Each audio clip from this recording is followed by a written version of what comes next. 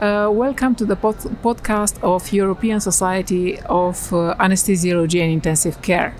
My name is Daniela Godoroja-Diarto. I'm from Romania, and I will host the session Extreme and Obesity from the European Society of Perioperative Care of Obese Patients. I'm delighted to introduce my colleague Mike Margarson from Chichester, United Kingdom, and he will speak today about the obese patient with and the ESA4 in obese patient. Hello, Mike. How are you? Hello, Daniela. I'm good. What would you like to know? So I would like to know what are the most common causes for the pathology for causing the mortality of the obese patients that will be anesthetized. Well, what we're going to talk about tomorrow is a whole variety of things, but I'd say in answer to that question, it's cardiac. The thing that ultimately puts the morbidly obese patients, the high-risk ones, over the edge, it's heart failure, and there's a whole multitude of reasons for that. But that's the final common pathway when things start to go wrong, particularly if they get a second hit after their initial surgeries. And that's the thing you're always asking yourself when you see these patients: will they survive a complication? If you're doing elective surgery, if it's emergency surgery, you have no choice, you have to push on. And we can talk there about how we change our techniques. So it should be very interesting, your talk, but you can tell us a little bit about the key question that you follow or you recommend other anesthetists to follow when to identify preoperatively the highest risk patients? Sure. I think in elective surgery, where you've got the opportunity to see patients in the pre-assessment clinics and optimize them, I think the key questions all relate to exercise tolerance and getting a good feel for whether or not someone can get up a flight of stairs. If someone goes up a flight of stairs without stopping, I feel pretty relaxed.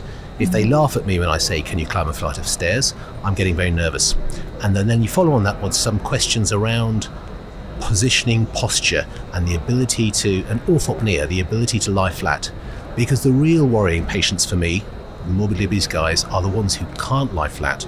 And you ask them how they sleep, and they tell you, "I sleep in a chair." Now that for me is an absolute red flag. Those are the really bad hearts. They're the ones that you have to really worry about. And if you have to put someone off to sleep in a 45-degree head-up position because they can't lie flat, you can bet your bottom dollar you'll have to wake them up sitting bolt upright, or they'll never spit the tube out, and they won't do well. So questions around posture, around exercise tolerance, digging down to what they can really manage. Now, of course, these guys have all got bad backs and they've got bad knees, and I say guys because it's mostly men who I'm more worried about. The mortality, perioperative mortality in obese patients coming from bariatrics particularly is very much focused into the males rather than the females.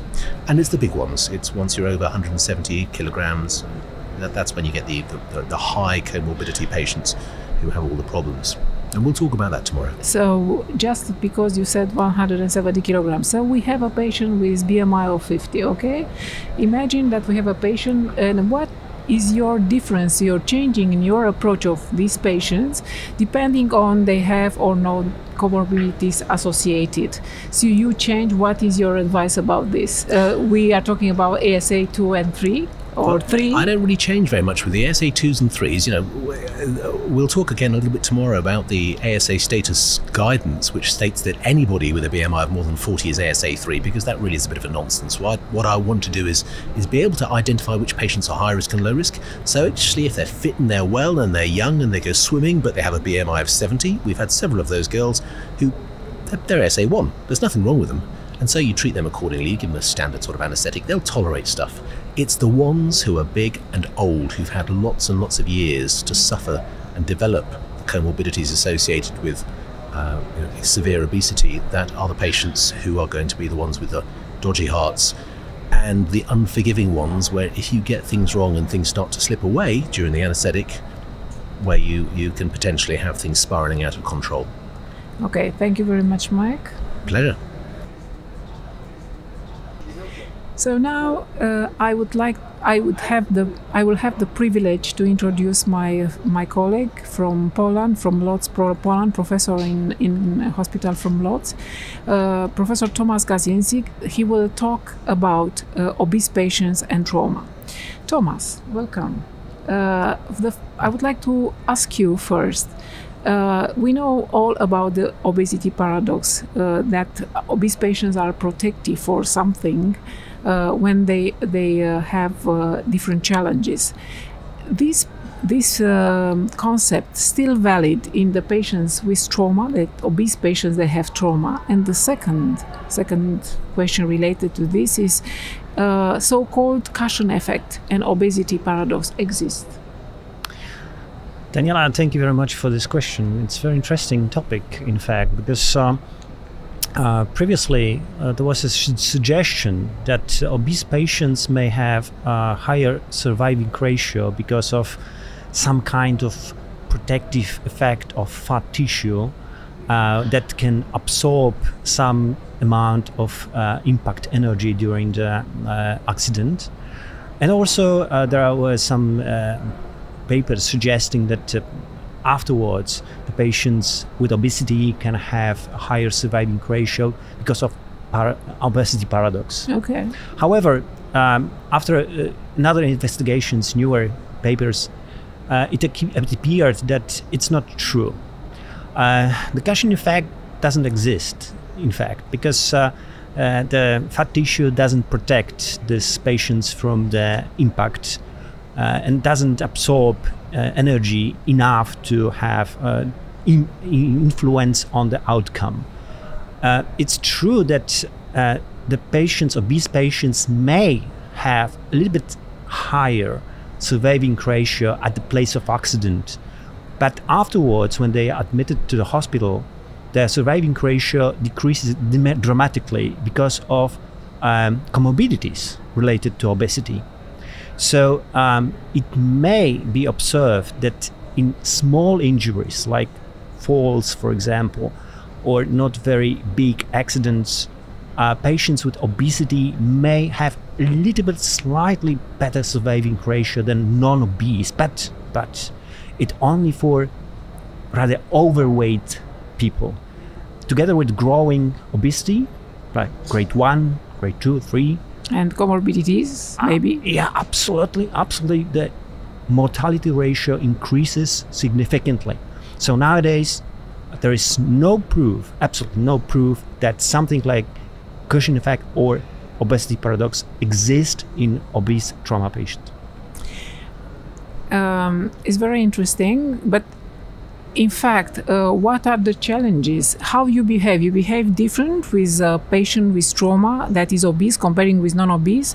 What are the challenges and the management? Your approach is different to the obese comparing with non-obese patients?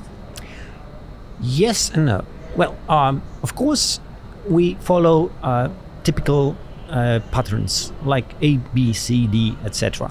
So you should follow them also in obese patients with slight modifications depending on particular parts of this. So for example, with airway, you must be aware of challenges regarding to obese patients. So there are some modifications and need for additional equipment, for example, something like this. If we talk about breathing, also you have to remember that ventilation of this patient, obese patient, is a little different than non-obese patients. Require that's another equipment, skills, etc. The same for circulation. If you want to do the proper chest compressions, you have to remember about problems that obesity creates with this. Disability. Also, neurological examination in these patients is complex and complicated because of obesity. And finally, exposure. You need a special equipment, or even you can't send this patient just to nearest hospital that is not equipped with proper CT scan, for example, that is that you can put in this patient, obese patient. You have to remember about UCG, for example, that is complicated in this patient. So you can't send this patient just to hospital that there is no properly equipped personnel and experienced personnel with obese patients. And another very important thing is transferring this patient, moving the patient.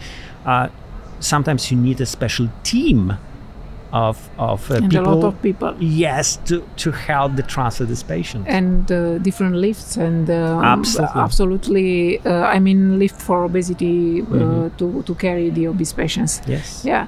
And tell us again, continuously, please, if you are kind, about what are the challenges, what we need to expect about this. Well, these obese patients with trauma, they have suffered trauma. Yes. I already mentioned some important issues. First, training. A personnel dealing with obese patient, trauma patient, must be trained in these specific actions and equipped with proper equipment for airway, for monitoring, like proper ECG, OCG, proper CT scans. So also the facility must be equipped with proper equipment, and to deal properly with these patients, it's good to create teams that are skilled in management of obese patients, not only trauma, but generally obese patients. Yeah. Thank you very much, Tomasz. Thank you very much. It is my privilege to introduce Professor Luc De Baerdemaeker from University Hospital in Ghent. And he will talk about obese patients, elderly obese patients. Hello, Luc. Hello, Daniela. Welcome. Thank you. And first question, because we know 90% of obese patients have different degrees of obstructive sleep apnea. Do you find a link? Can you tell us about a relationship between obstructive sleep apnea and postoperative delirium? Daniela, what we know about postoperative delirium is that it's involved with chronic sleep disturbances, nightmares, desaturations at night. We also know that postoperative delirium is linked to increased mortality after surgery and with a cognitive decline in the coming years. And on top of that, a lot of the patients with obstructive sleep apnea have disturbance of their sleep architecture before. And previous studies demonstrated that there was a link between obstructive sleep apnea and postoperative delirium, particularly in high-risk operations. We also know that postoperative delirium is involved in intraoperative factors such as hypotension, hypoxemia, overdosage of our anesthetics, and hypocapnia. And a recent publication involving large numbers of patients showed that this relationship between obstructive sleep apnea and postoperative delirium in older hospitalized patients was linked to high-risk procedures, but not so much to moderate-risk procedures. And one of the possible explanations is probably the high surgical complicated procedures will produce more inflammation, so there's probably a factor neuroinflammation involved. So that's the link: obstructive sleep apnea, postoperative delirium in high risk difficult surgery such as thoracic and cardiac surgery. Okay, but do you think obesity per se can affect our brain? Good question. The brain regulates obesity in a very complex way. Don't forget our center for orexogenic but also anorexogenic stimuli come from the hypothalamus. But it is a fact that obesity does change our brain in an indirect way. There are indirect effects, and the most important indirect effect is the risk of stroke. Obese patients correlated with BMI have a more risk of stroke, and so do the obstructive sleep apnea patients. And as you mentioned, they usually go hand in hand. The direct effects of obesity on the brain involve Alzheimer's disease, and in particular, the onset of midlife adiposity clearly increases your risk of developing Alzheimer's disease. Same goes for Parkinson's disease. There are forms of obesity where the obese patients will suffer a depletion of striatal dopamine receptor availability, and they will develop Parkinson's disease. And also there's something called obesity-related cognitive impairment. It's probably also linked to neuroinflammation, and clearly again midlife adiposity is involved. So those are some of the examples how obesity affects our brain. So bariatric surgery is very good to not become old and obese at the same time. So because we need to protect our brain at least, correct? And weight loss, you're absolutely right. And weight loss can reverse some of these negative effects. And I would like to question, because we anesthetize patients, obese patients and old obese patients, so how the monitoring, pharmacodynamic monitoring can help and can be useful in an anesthetic when we are talking the obese elderly patients? I think avoiding deep anesthesia is good not only for every patient, but maybe in particularly for the obese patient. And we have all our EEG derived monitors. Most of them do allow us now to use the spectrogram. The spectrogram gives extra information, and one of the most important things to observe in general in older populations, the total power of the spectrogram will decline by age. And you can even watching your spectrogram, you can make the difference between a young brain and an old brain.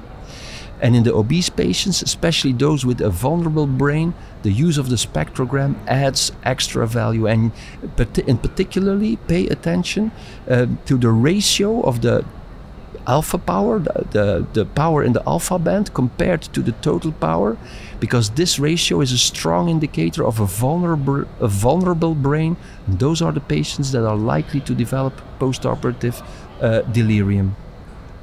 And there's also an important factor, the product that you use. If you want to use this parameter, this change in ratio in alpha power is strongly observed when you are using propofol. In sevoflurane, unfortunately, you have a fill-in phenomenon where the alpha band and the delta power merge. So that's not that clear. The ratio, the alpha power, is more clear in propofol anesthesia. Of course, it's recommended to give TIVA TCI to these patients if they are older and obese patients. But also, I think it's good recommendation to have monitoring, pharmacodynamic monitoring, even if you give anesthesia by sevoflurane. Absolutely. So even if you, because normally it's not. Yep. Yeah. Absolutely. Because let's be honest, we do not know everything of the pharmacokinetic and pharmacodynamic changes in the obese, and that's where this type of monitoring can help. Okay. Thank you very much, Luc. Very interesting topic. You know, the ESAIC releases monthly podcast on the ESAIC website and various streaming platforms. We hope you will join us for the next one.